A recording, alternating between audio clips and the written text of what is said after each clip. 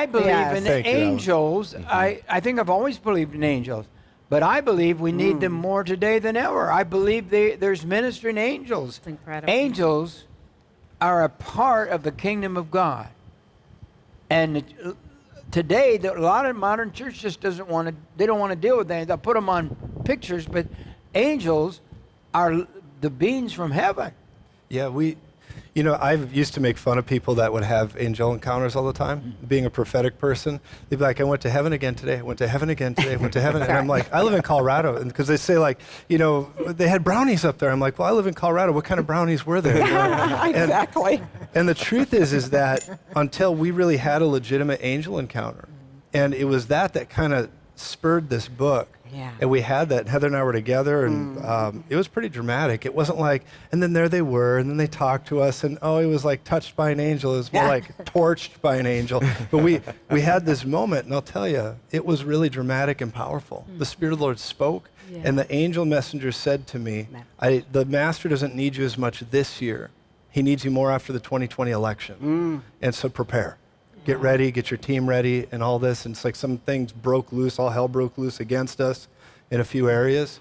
But I'll tell you, we had a messenger that prepared us. Wow. And that's part of why we wrote this and why we went live. And that's what angels are, right? They're mesengers? They are. They're And I've been servants of trying fire. to prepare the church for over a decade, 2 decades probably, but very high speed in the last decade.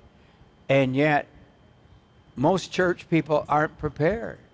No. I'm concerned that it's going to take them unaware, and the Lord doesn't want the end times. Jim, you to said come something unaware. you said something really great. You were talking with Alan in the last episode, and one of the things you said is about praying in tongues. Yeah. It says in 1 Corinthians 13, though I speak with the tongue of men and angels. Yeah. Men and angels. Yes. And angels. And you start to see this correlation there that when you begin to pray in the Spirit for long periods of time, speaking in tongues, I believe it activates angels. It's one of the things that gets them moving. Wow. Wow. Brother Alan, in your book, you said that there's 3 spirits being released in the world right now, right? Yeah.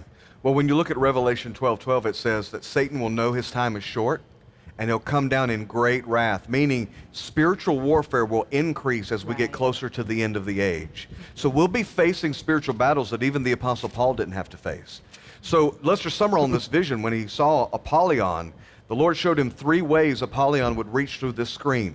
Number 1, it would reach through the screen through a mocking spirit. Are we seeing that right now Yes, through social media? That there would be a mocking spirit that would just kind of be ingested in the minds and spirits of people as they consume this content. That's wild that he would say that many years ago. Yeah. Absolutely. That is the spirit of the age It right is now. the spirit of the age, the mocking spirit.